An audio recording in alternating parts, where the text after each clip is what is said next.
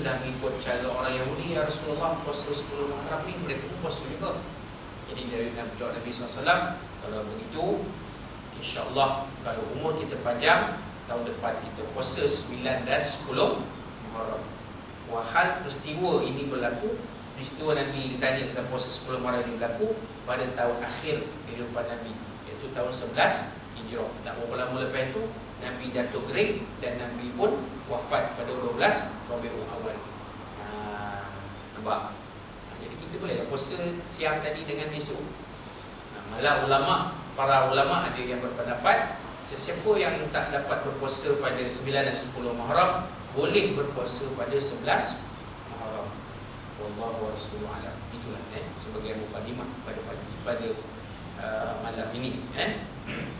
Tuan-tuan dan puan-puan muslimin muslimat rahimakumullah, kita pergi kepada isi kandungan kita Ar-Rasul Muallim, ya, buku surat 65. Kita membicarakan tentang hadis Nabi SAW, ya, di dalam tajuk baginda memberi penumpuan kepada semua pendengar.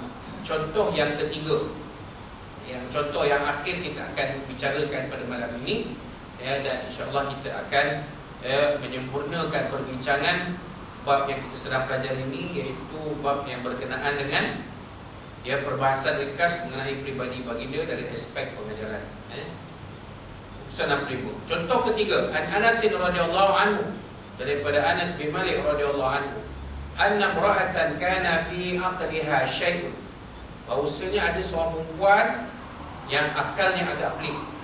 Ini dia terjemah oleh sahabat saya, Dr. Haji Syuhada Mahmud, kata beliau, kana fi aqliha syai'un ni, diterjemahkan oleh beliau, akalnya agak pelik. Maknanya perempuan ni lain daripada lain lah.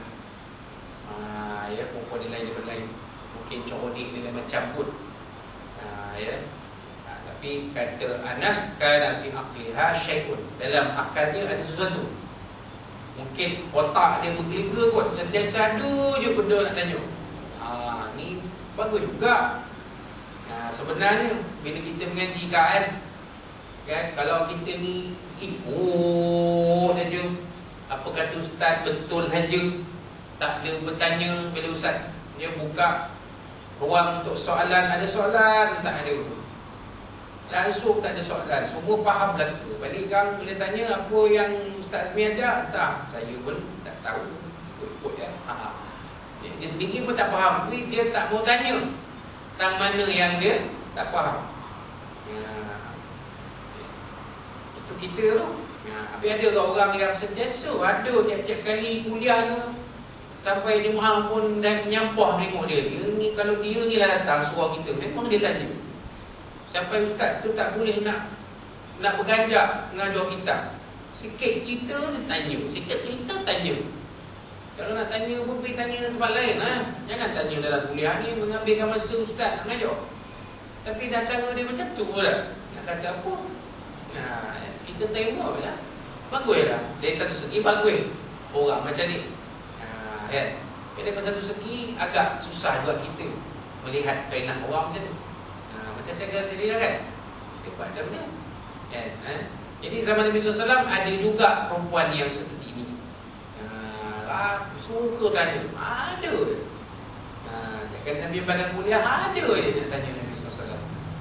Faqalat ya Rasulullah, maka perempuan ini bertanya, ya Rasulullah, inna li ilaika hajah, sesungguhnya aku ada satu permintaan untukmu.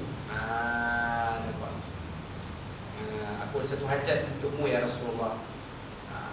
Qala ya umma, ya umma fulan, uzuri ayyas sakika syi'ti hatta aqdiya laki hajati. Dia jawab Nabi SAW, wahai ibu si fulan, pilihlah mana-mana tempat yang kamu kendaki sehingga aku boleh menunaikan permintaanmu. Maknanya macam ni, Nabi kata pada orang tua ni, makcik tunggu ustaz ke? Saya agak sibuk sikit. Makcik tunggu ustaz, nanti saya jumpa makcik bila-bila saya senang. Sebab makcik dah berhajat. Nanti saya ada masa senang, saya akan jumpa makcik, akan tanya apakah hajat makcik. Berikan saya sedikit pesan. Sebab Nabi SAW ni bukan seorang Nabi Rasul. Dia Nabi SAW seorang pemimpin, tuan-tuan.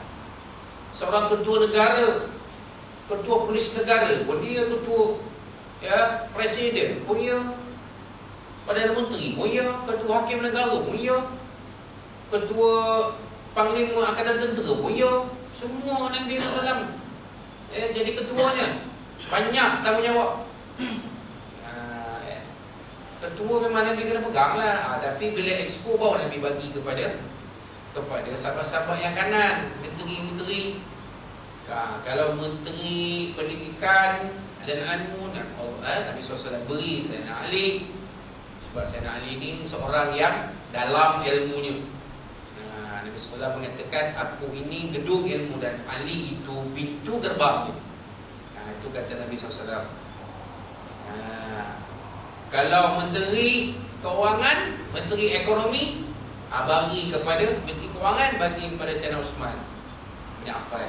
Menteri perdagangan, bagi kepada Abdul Rahman bin Auf. Menteri dalam negeri, bagi kepada Sayyidina Umar bin Khattab radhiyallahu anhu. Sayyidina Umar ni keras. Ini menteri dalam negeri, jaga keselamatan dalam negeri ni, dia kena orang yang karakter keras. Itulah kerajaan kita lantik Datuk Zaid Al-Midi. Sebab Datuk Zaid Al-Midi ni keras, kan? Dia lembut. Cuba bagi pada menteri dalam negeri yang sebelum ni, kan? Tak berapa nak kenal, tak sesuai, orang tak gerun tengok. Bagi pada Datuk Zahid, karakternya keras, kan? Tegas, tak takut. Dengan wartawan pun boleh tunjuk macam ni. Nasib baik tak ditujahnya kepala kawan tu. You jangan spin-spin saya punya kenyataan tau. Duduk macam ni wartawan tu. Wahal wartawan ni, kalau dia tulis dia pusing sikit satu dunia baca, rosak imej kita. Tapi dia tak beri. Itu karakter yang keras. Sayyidina Umar sesuai lah, menteri dalam negeri. Nampak? Jadi itulah dia. Sahabat-sahabat, bila menteri-menteri expo bagi pada sahabat-sahabat yang kanan. Tapi ketua Nabi SAW, Nabi ni banyak kerja, tuan. Bila banyak kerja Nabi SAW ni, maklum sajalah, bukannya Nabi boleh jumpa semua orang dengan mudah. Sebab itu Nabi SAW kata kepada perempuan ni, pada makcik ni, makcik, bagi saya sikit masa. Nanti bila saya senang, saya jumpa makcik. Kemudian fakhala ma'aha fi ba'di turqi hatta faraghat min hajatiha. Bila Nabi SAW lapar ni, Nabi pun jumpa perempuan tua ni dalam kota Madinah, berbincang tentang apa yang tentang permintaan makcik tua ni tadi. Apa yang makcik tua ni nak tanya Nabi SAW. Nabi mengedepikan protokol. Nampak? Dia ada protokol dia, tuan. Kita nak pergi jumpa menteri besar, mana boleh menterjah pejabat je. Tak boleh terjah pejabat menteri besar ni, kena telefon dia punya setiausaha pejabat tu. Pegawai khas tu tanya, Datuk Seri yang ini bagaimana, main boleh menterjah. Dia pun boleh terjah, tengok kalau tak ada dia pejabat macam. Kita ni ada urusan dengan dia, dengan Datuk Seri menteri besar. Kita menterjah je. Minta maaf cik, minta maaf tuan, Datuk Seri tak ada di pejabat. Tu nak kata apa? Mesti tanya dulu kan, itu protokol dia. Kan, tanya dulu bila Datuk Seri ni ada di pejabat. Boleh tak buatkan untuk kami satu temu janji, sekian-sekian hari kami jumpa Datuk Seri nak cerita ni, ada isu besar, ada permintaan daripada kami ni. Salah dia lah. Itu pemimpin dia ada protokol dia. Tetapi tuan-tuan dan puan-puan, Nabi SAW tidak mengira protokol itu. Bila Nabi free, Nabi sendiri yang pergi jumpa makcik tua ni, bijak untuk berbicara dengan perempuan tua ni. Apa yang perempuan tua ni nak bincang dengan Nabi ni? Nampak? Dia betapa tawaduknya Nabi SAW, sebagai contoh kita. Jadi kita pun macam tu lah, tuan-tuan. Kan? Dia sebagai sebagai orang yang diberi amanah, diberi tanggungjawab. Kalau ruang-ruang untuk ditolak ke tepi protokol tu, ambil lah jalan